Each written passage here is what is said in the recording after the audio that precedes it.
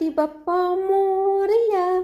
प्राचीन काळात भगवान ब्रह्मदेव यांनी भगवान भास्कर यांना कर्मराज्याचे अधीश्वर बनवले होते। एवढे महान पद प्राप्त झाल्यावर त्यांनी विचार केला, या जगात माझ्या इतके महिमावान कोणीच नाही। त्यांनी परत विचार केला, भगवान ब्रह्मदेव हे सृष्टीची रचना करतात, भगवान श्रीहरी सृष्टीचे पालन पोषण करतात आणि भगवान शिव हे लय करतात। शक्ती सुद्धा शिवचे पालन पोषण कर्माच्या बलावर करते। अशा प्रकारे सर्वजण आपापल्या कर्माच्या अधीन आहेत आणि मी सर्व कर्माचा संचालन करणारा देवता आहे। यातून स्पष्ट होते की सर्वजण माझ्या अधीन आहेत। असा अहंकारी विचार करता करता त्यांना शिंक आली आणि त्या शिंकेतून एका सुंदर पुरुषाची उत्पत्ती झाली। तो पुरुष महाकाय आणि महाबली होता। त्याचे नेत्र सुद्धा विशाल होते। तो पुरुष दैत्यगुरु शुक्राचार्य यांच्याकडे गेला आणि त्यांना नमस्कार करून एका बाजूला उभा राहिला। त्याला बघून दैत्यगुरु शुक्राचार्य यांनी विचारले, तू कोण आहेस, येथे का आला आहेस, हे सर्व मला सविस्तर सांग। तेव्हा तो पुरुष विनम्रपणे म्हणाला, प्रभू, भगवान भास्कर काहीतरी विचार करत होते, तेव्हा त्यांना शिंक आली। त्या शिंकेतून मी उत्पन्न झालो आहे। तुमची कीर्ती ऐकून मी येथे आलो आहे। तुमच्या अधीन राहून तुमच्या आज्ञेचे पालन करावे असा माझा विचार आहे। दैत्यगुरु शुक्राचार्य हे काही वेळ ध्यान अवस्थेत बसले आणि नंतर बोलले, तुझी उत्पत्ती सूर्यदेव यांच्या अहंकारातून झाली आहे, म्हणून तुझे नाव अह आणि अभिमान असेल। तू गणेश यांचा षोडक्षरी मंत्र याचे जप अनुष्ठान करून भगवान गजानन यांना प्रसन्न कर। अभिमान हा अनुष्ठान विधी शिकून तपश्चर्या करण्यासाठी निघून गेला। तेथे त्याने स्नान आदी करून जप अनुष्ठान सुरू केले। त्याने 1000 दिव्य वर्ष कठोर तपश्चर्या केली। त्याच्या कठोर तपस्येने मूषक वाहन गणाध्यक्ष प्रसन्न झाले आणि त्याच्या समोर प्रकट झाले। अभिमानने पाहिले की गजेंद्राच्या समान मुख, एक दात, 3 नेत्र, शूर्पसारखे कान, विशाल उदर, चतुर्भुज हात, हातात कमळ, पाश आदी आयुधे होती। त्यांचे ते अद्भुत रूप बघून अभिमान हा खूपच आनंदित झाला। लगेच त्याने मंगलकारी वरदराज यांना भक्तिभावाने नमस्कार केला आणि त्यांचे पूजन करून स्तवन करू लागला। संतुष्ट होऊन भगवान गजानन म्हणाले, सुव्रत, मी प्रसन्न आहे, वरदान माग। तेव्हा अभिमान म्हणाला, प्रभू, तुम्ही आहात तर मला तुमची भक्ती प्रदान करा।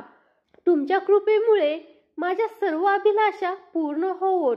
मला आरोग्य, विजय आणि सर्व विश्वाचे साम्राज्य प्रदान करा। कोणत्याही मायेने मला मृत्यू प्राप्त होऊ नये। असेच होईल असे म्हणून भगवान गजानन हे अंतर्धान पावले। अभिमान हा प्रसन्न होऊन दैत्यगुरु शुक्राचार्य यांच्याकडे गेला आणि त्यांना वरदान प्राप्तीची न्यूज सांगितली। तेव्हा शुक्राचार्यांनी अनेक मुख्य असुरांना बोलावून वरदराज यांच्याकडून अभिमानला वरदान मिळाले आहे हे सांगितले आणि सर्व सहमतीने त्याला दैत्येश्वर या पदाने अभिषिक्त केले। आता अहमासूर हा प्रबळ प्रतापी राजा बनला। प्रमदासूर नावाच्या दैत्यश्रेष्ठाने आपल्या कन्येचा विवाह अहमासूरशी केला। या विवाहातून गर्व आणि श्रेष्ठ नावाचे 2 पुत्र उत्पन्न झाले। काही दिवसाने प्रमदासुराच्या प्रेरणेने त्याने आपले विजय अभियान आरंभ केले। त्याने लवकरच पृथ्वी, पाताळ आणि स्वर्गावर विजय प्राप्त केला आणि संपूर्ण ब्रह्मांडाचा अधीश्वर बनून निर्कुंश शासन करू लागला। एके दिवशी अधर्मधारक नावाचा असुर त्याच्या सभेत आला आणि म्हणाला, असुरेश्वर, तुम्ही विश्वाला आपल्या अधीन केले आहे।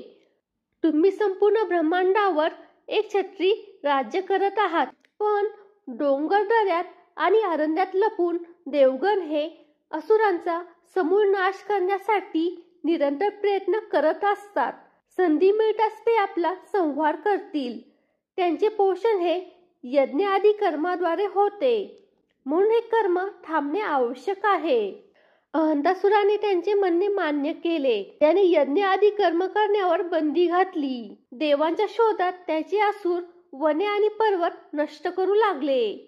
जेथे जेथे भगवान गणेशांच्या प्रतिमा स्थापित होत्या त्या काढून फेकून दिल्या आणि तेथे अहंतासुराच्या प्रतिमा स्थापन करण्यात आल्या. तेथे अहंतासुराचे परमभक्त नियुक्त करण्यात आले. अशा प्रकारे अहंतासुराची उपासना प्रचलित झाली. या सर्व प्रकारामुळे देवता खूपच दुःखी झाल्या. ते सर्वजण विचारविमर्श करण्यासाठी एकत्र आले. त्यांनी निर्णय घेतला की भगवान गजानन यांना प्रसन्न करून घ्यावे. यासाठी त्यांनी एकाक्षरी मंत्राचा जप सुरू केला. त्यांच्या उपासनेने प्रसन्न होऊन भगवान धूम्रवर्ण यांनी त्यांना दर्शन दिले.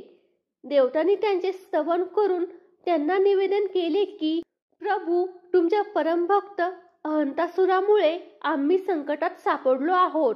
त्याच्यापासून आमचे रक्षण करा. तेव्हा भगवान धूम्रवर्ण यांनी आश्वासन दिले की देवतांनो, मी लवकरच तुमची संकटे दूर करील. असे म्हणून ते अंतर्धान पावले. रात्री भगवान गणेश्वर यांनी अत्यंत क्रोधित मुद्रेत अहंतासुराला दर्शन दिले. दैत्यराज भीतीने थरथर कापू लागला.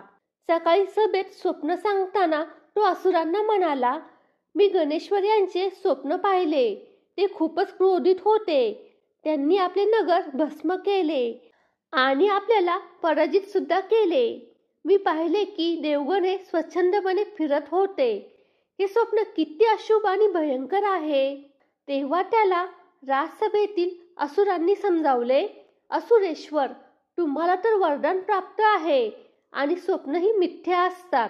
म्हणून स्वप्नाच्या शुभ अशुभतेबद्दल विचार करून काहीच फायदा नाही. हे ऐकून दैत्यराज मौन झाला. तेव्हा तिथे देवर्षी नारद आले. त्याने त्यांचा आदर सत्कार केला. देवर्षी नारद यांनी भगवान धूम्रवर्ण यांचा संदेश ऐकवला. तू माझ्या वरदानामुळे प्रबल झाला आहेस आणि माझ्या प्रकोपामुळे नष्टही होशील. म्हणून लवकरात लवकर सर्व अधर्मी कार्य बंद करून मला शरण ये, नाहीतर रणक्षेत्रात मी तुला जिवंत सोडणार नाही.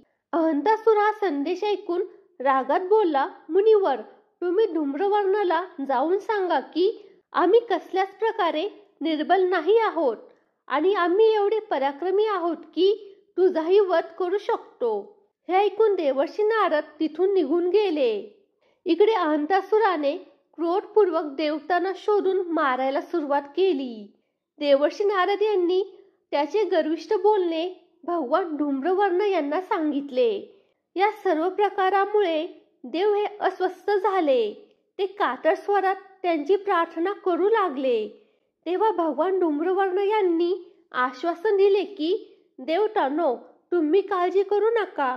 पहा मी त्याचा गर्व कसा खंडित करतो ते. एवढे बोलून त्यांनी आपला अतिउग्र पाश क्षेपण केला. तो पाश असुरांना शोधून मारू लागला. असुर कुठेही लपला असला तरी त्यांना शोधून तो मारत असे. त्यामुळे असुरांच्या अनेक वस्त्या उजाडल्या गेल्या. सर्व दैत्य राक्षस हे हाय हाय करू लागले. आता अहंतासुर हा काळजीत पडला. तेव्हा त्याला धीर देत त्याचे पुत्र म्हणाले, पिताश्री, आम्ही असताना तुम्ही काळजी का करता? तो मायावी धूम्रवर्ण आपले काहीच बिघडवू शकत नाही. त्याच्या मायेला आम्ही आसुरी मायेने लवकरच नष्ट करतो. तुम्ही आमचा पराक्रम तर बघा. आपल्या मुलांच्या बोलण्याने अहंतासुर जरा अस्वस्थ झाला. त्याचे पुत्र विशाल असुर सेना घेऊन भगवान गणेशांच्या बरोबर युद्ध करण्यासाठी नगराबाहेर पडले. तेव्हा त्या तेजस्वी पाशाने सर्व असुर सेना आणि अहंतासुर याच्या दोन्ही पुत्रांना भस्म केले. ही न्यूज कळताच अहंतासुर हा स्वतः दैत्य सेना घेऊन रणांगणात आला. त्याच्या सेनेला सुद्धा पाश हा भस्म करू लागला. पाहता पाहता सर्व असुर सेना भस्म झाली. तो पाश आता अहंतासुराकडे जाऊ लागला. त्याने लांब पळून जाऊन आपला जीव वाचवला. मग तो भीतीने थरथर कापत दैत्यगुरु शुक्राचार्य यांच्याकडे आला आणि त्यांना प्रणाम करून म्हणाला, धूम्रवर्णाच्या मायापाशापुढे माझे काहीच चालले नाही. सर्व दैत्य सेना मारली गेली. मोठ्या मुश्किलीने स्वतःचे प्राण वाचून मी येथे आलो आहे. गुरुदेव, मला तर वरदान प्राप्त आहे ना, आणि या वरदानातून अमोघ अस्त्र सुद्धा मिळाले होते. मग ते सर्व निष्फळ का झाले? शुक्राचार्य म्हणाले, अरे मूर्ख, ज्यांनी तुला वरदान दिले त्यांनाच तू विसरलास. ज्यांच्या वरदानाने तू अजय बनला होतास त्यांनाच तू विसरलास. तिन्ही लोकांच्या सर्व क्रिया त्यांच्या इच्छेने चालतात. त्यांनी देवांसाठी स्वर्ग, मनुष्यासाठी पृथ्वी, असुर आणि नागासाठी पाताळ लोकाची निर्मिती केली आहे आणि निर्विघ्नपणे त्यांच्या जीवनयापन करण्याची व्यवस्था केली आहे. तू त्यांच्याकडूनच वरदान प्राप्त करून त्यांनी निर्माण केलेल्या व्यवस्थेत अडथळा निर्माण केलास. देवता, ऋषीमुनी यांना खूप त्रास दिला. तुझ्या अत्याचाराने सारे प्राणी त्रस्त झाले आहेत. आता तू लगेच त्यांना शरण जा, नाहीतर तुझा सर्वनाश करतील. अहंतासुर म्हणाला, प्रभू, त्यांनी बाकी काय ठेवले आहे? त्यांच्या पाशाने भीषण संहार केला आहे. शुक्राचार्य त्याला समजावत म्हणाले, जे काही शिल्लक आहे त्याचे तरी रक्षण होईल, नाहीतर काही शिल्लक राहणार नाही. अहंतासुर हा शुक्राचार्यांना नमस्कार करून भगवान धूम्रवर्ण यांच्या सेवेत उपस्थित झाला आणि त्यांच्या पायावर पडून रडू लागला. त्याची दुर्दशा बघून करुणामय प्रभूंनी त्याला क्षमा केले. मग भगवान धूम्रवर्ण यांनी इच्छा व्यक्त करताच तो पाश परत त्यांच्या जवळ आला. अहंतासुराने त्यांची स्तुती करायला सुरुवात केली. त्याच्या स्तवनाने संतुष्ट होऊन भगवान धूम्रवर्ण म्हणाले, महासूर, आता तू देवतांची स्थाने, धर्मस्थान, यज्ञशाळा, तीर्थ, मंदिर आदी स्थाने लगेच सोड. जिथे माझे भक्त नाहीत, जिथे माझी पूजा उपासना करत नाहीत, तिथे जाऊन राहा. माझे भक्त, देवता, ऋषीमुनी आदींचे रक्षण करण्याचा भार सुद्धा तुलाच ग्रहण करावा लागेल. अहंतासुराने लगेच त्यांच्या आदेशाचे पालन करण्याचे वचन दिले आणि पुन्हा त्यांची स्तुती केली. त्यांची भक्ती प्राप्त करून तो निघून गेला. देवता हे सर्व बघून आश्चर्यचकित झाले आणि भगवान धूम्रवर्ण यांचे पूजन आणि स्तवन करू लागले. मग देवांनी भगवान धूम्रवर्ण यांना प्रणाम करून त्यांचा जय जयकार केला. मग भगवान धूम्रवर्ण हे अंतर्धान पावले. नंतर देवगण हे अत्यंत आनंदित होऊन आपापल्या स्थानी परतले. तर फ्रेंड्स, हा व्हिडिओ तुम्हाला कसा वाटला हे कमेंट करून नक्की सांगा. हा व्हिडिओ जर तुम्हाला आवडला असेल तर व्हिडिओला लाईक करा आणि फोटोग्राफी इज माय पॅशन या यूट्यूब चॅनलला सबस्क्राईब करा. धन्यवाद.